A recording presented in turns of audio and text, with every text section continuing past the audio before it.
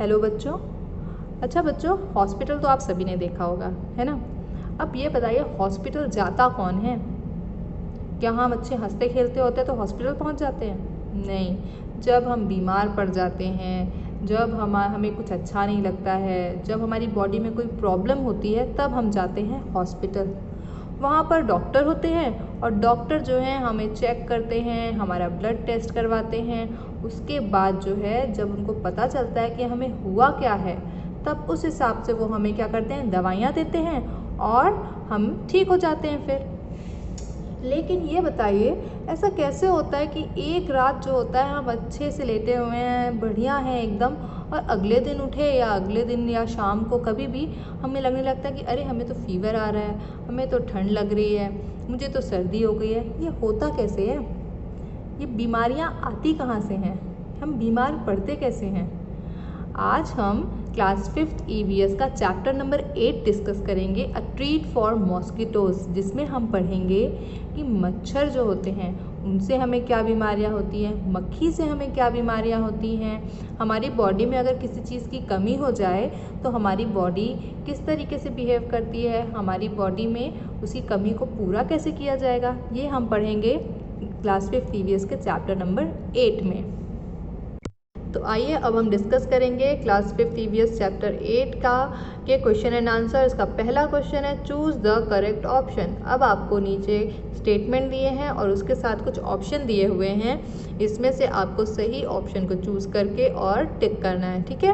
पहला है, which of these diseases are caused by mosquitoes. इनमें से कौन सी ऐसी बीमारी है, डिजीज़ मतलब बीमारी है, जो कि होती है मॉस्किटोज यानी मच्छर से होती है। इसका पहला ऑप्शन है डेंगू, दूसरा मलेरिया, तीसरा चिकनगुनिया और चौथा है ऑल द अबव। तो डेंगू, मलेरिया और चिकनगुनिया, ये तीनों बीमारियां जो हैं ये मच्छर के काटने से ही होती हैं। तो इसका आंसर होगा ऑल द अबव, मतलब ये तीनों ही इसके सही आंसर हैं। ओके, नेक्स्ट है, which of the following is done to protect one from mosquitoes. इसमें लिखा हुआ है कि अपने आप को बचाने के लिए, किससे, मच्छर से बचाने के लिए हम क्या क्या करते हैं, क्या क्या चीज़ें करते हैं। तो पहला है इसका option, wire mesh on Windows, मतलब खिड़की पर हम वायर मैश मतलब तार की जाली लगवाते हैं। नेक्स्ट है, रिमूविंग स्टेगनेंट वाटर, मतलब स्टेगनेंट मतलब जमा हुआ पानी, कहीं अगर कोई गड्ढा है या कोई बर्तन है जिसमें कि पानी रुका हुआ है या जमा हुआ है तो उसको हटाना, ठीक है ना। नेक्स्ट है, कीपिंग सराउंडिंग्स क्लीन, मतलब अपने आसपास के एरिया को साफ सुथरा रखना।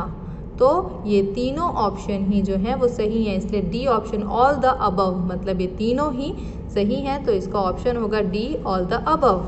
नेक्स्ट है, What is the normal range of hemoglobin in human body? अब हमारी जो बॉडी होती है उसमें ब्लड होता है और जो ब्लड होता है उसमें मौजूद होता है हीमोग्लोबिन, जिससे कि जो कि होता है क्या, जिसकी वजह से हमारा जो ब्लड है वो रेड कलर का दिखता है। रेड कलर मतलब उसमें जो रेड सेल होते हैं जिससे हमारा जो ब्लड है वो रेड दिखाई देता है। तो वो जो है हमारी बॉडी में कितनी रेंज तक होना चाहिए, जो नॉर्मल रेंज है हमारी बॉडी में हीमोग्लोबिन की, वो कितनी होनी चाहिए। तो पहला ऑप्शन है 6 to 8 ग्राम, नेक्स्ट है 8 to 10 ग्राम, सी है 12 to 16 ग्राम और डी है नन ऑफ दीज, 6 से 8 ग्राम, 8 से 10 ग्राम, 12 से 16 ग्राम या इनमें से कोई भी नहीं। तो इसका ऑप्शन है 12 से 16 ग्राम।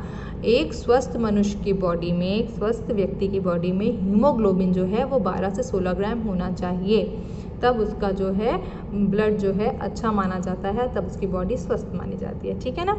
नेक्स्ट है, which of these disease is spread by flies.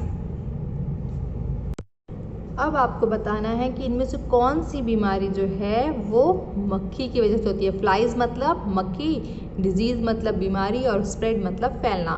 तो इसमें से कौन सी बीमारी है जो कि मक्खियों के द्वारा फैलती हैं। उसका पहला ऑप्शन है मलेरिया, दूसरा ऑप्शन है कॉलेरा, थर्ड ऑप्शन है डेंगू और उसके बाद है चिकनगुनिया। तो अभी आपने ऊपर पढ़ा है कि मलेरिया, डेंगू और चिकनगुनिया ये तीनों बीमारी किससे होती हैं, मच्छरों से होती हैं। तो कौन सा ऑप्शन है, कॉलेरा। तो मतलब जो कॉलेरा है यानी कि हैजा जो है वो होता है मक्खियों की वजह से, ठीक है ना। मक्खियाँ जो हैं वो हैजा नाम की बीमारी जो है उसको फैलाते हैं, ठीक है ना। नेक्स्ट है कंडीशन ऑफ लेस हीमोग्लोबिन और iron in blood is called. अब हमने पढ़ा ऊपर हीमोग्लोबिन की रेंज जो है 12 से 16 ग्राम होनी चाहिए एक स्वस्थ मनुष्य की बॉडी में, लेकिन अगर हीमोग्लोबिन जो है वो कम है यानी आयरन जो है वो कम है, हमारे खून में जब आयरन की कमी हो जाती है तब होता है हीमोग्लोबिन कम होना, उसी को बोलते हैं। तो उसमें तो उसको क्या बोला जाता है अगर हीमोग्लोबिन कम है? तो हमने गए ब्लड टेस्ट करवाया, उसमें डॉक्टर ने बोला हीमोग्लोबिन कम है, मतलब आपको क्या प्रॉब्लम है? एनीमिया, नाइट ब्लाइंडनेस, पोलियो या फीवर? तो इसका ऑप्शन है अनीमिया। मतलब अगर आपके बॉडी में हीमोग्लोबिन कम है तो आपको अनीमिया की प्रॉब्लम है, आप एनेमिक हैं, आप में आयरन की कमी है, हीमोग्लोबिन की कमी है। ओके, तो इसका ऑप्शन होगा अनीमिया। नेक्स्ट है state whether following statements are true और फॉल्स। अब आपको बताना है कि इसमें जो स्टेटमेंट दिया गया है नीचे वो सही है या गलत है, ठीक है। इसका पहला है anaemia affects both physical and mental health. Anaemia मतलब बताया मैंने, आपकी बॉडी में आयरन की कमी, आपके ब्लड में हीमोग्लोबिन की कमी और आयरन की कमी जब हो जाती है तो आपका जो है both physical and mental health जो है वो अफेक्ट करता है। तो ये सही है। जब किसी भी एनीमिक को ये बोलते हैं ना कि खून की कमी हो गई है, तो खून की कमी मतलब हीमोग्लोबिन की कमी हो गई है। एक्चुअली वो खून की कमी नहीं होती है, वो हीमोग्लोबिन की कमी होती है, जिसकी वजह से क्या होता है, हम जो है मेंटल हेल्थ भी हमारी प्रॉब्लम करती है और फिजिकल भी। हम बहुत ज़्यादा काम करने से हम थक जाते हैं, हम बहुत ज़्यादा स्ट्रेस नहीं ले पाते हैं, हम बहुत जल्दी प्रॉब्लम में आ जाते हैं अगर हम बहुत ज़्यादा काम कर लेते हैं जो भी है। तो एनीमिया में ये सारी प्रॉब्लम्स होती हैं, तो ये सही ऑप्शन है। इसके बाद नेक्स्ट दिया हुआ है कि doctor suggested Aarti to eat jaggery, amla and more green leafy vegetables to recover from anaemia. हमने पढ़ा था अनीमिया जो है उसमें हीमोग्लोबिन की कमी हो जाती है और आयरन की कमी हो जाती है, आयरन की कमी हो जाती है, इसलिए क्या होता है, अनीमिया होता है। उसमें एक लड़की है आरती, उसको हो गया अनीमिया, तो डॉक्टर ने उसको सजेस्ट किया क्या खाने के लिए? जैगरी मतलब गुड़, आंवला और ग्रीन लीफी वेजिटेबल्स मतलब हरे पत्तेदार सब्जियां खाने के लिए डॉक्टर ने बोला। क्यों बोला? क्योंकि इनमें जो होती है आयरन भरपूर मात्रा में होता है, जिसकी की कमी से अनीमिया होता है। तो जब हम ये चीज़ें खाएंगे तो हमारी बॉडी में आयरन बढ़ेगा और उससे क्या होगा, हमारे जो एनीमिक हैं जो हम, तो वो ठीक होगा, हमारा जो हीमोग्लोबिन है वो बढ़ेगा उससे। तो इसलिए क्या खाना चाहिए? जैगरी, आंवला और हरे पत्तेदार सब्जियां। अगर आपको अनीमिया नहीं भी है तब भी आपको ये सारी चीज़ें खानी चाहिए ताकि आपको प्रॉब्लम ना हो, और इन चीज़ों से क्या होता है, एनर्जी मिलती है। तो ये चीज़ें हमें खानी चाहिए। ओके, तो ये ट्रू है स्टेटमेंट। नेक्स्ट है malaria can not be diagnosed with blood test. अब इसमें ये बोल रहा है कि जो मलेरिया होता है, डायग्नोज मतलब पता लगाना, ठीक है। मलेरिया जो है ब्लड टेस्ट से पता नहीं लगाया जा सकता, तो ये स्टेटमेंट गलत है। जब कभी किसी को फीवर आता है बहुत तेज़ या जो भी होता है तो डॉक्टर जो है ब्लड टेस्ट करवाते हैं और ब्लड टेस्ट में पता चलता है कि क्या आपको प्रॉब्लम है। तो उसमें मलेरिया भी अगर होता है तो वो भी ब्लड टेस्ट से पता चल जाता है, तो ये स्टेटमेंट गलत है। तो इसमें ये है कि मलेरिया जो होता है ब्लड टेस्ट से पता लगाया जा सकता है। नेक्स्ट है fever with chills and rigors is a symptoms of malaria. मतलब अगर आपको फीवर आता है, बहुत ज़्यादा चिल्स मतलब ठंड लग कर आता है और बहुत तेज़ बुखार आता है, राइगस मतलब कठोर एकदम तेज़ वाला बुखार आना जो होता है ना, उसको वो आता है, तो वो सिम्टम्स है मलेरिया का। तो ये सही है। जब किसी को मलेरिया होता है तो उसको जो फीवर आता है वो बहुत तेज़ आता है और ठंड देकर आता है ना, ठंड देकर बुखार आती है ना, तब बोलते हैं सबकी मलेरिया है पक्का अगर ठंड देकर बुखार आ रही है तो, है ना। तो मलेरिया जो होता है उसमें ठंड देकर बुखार आती है, तो ये स्टेटमेंट सही है। नेक्स्ट है Ronald Ross was awarded Nobel prize for discovering dengue mosquito.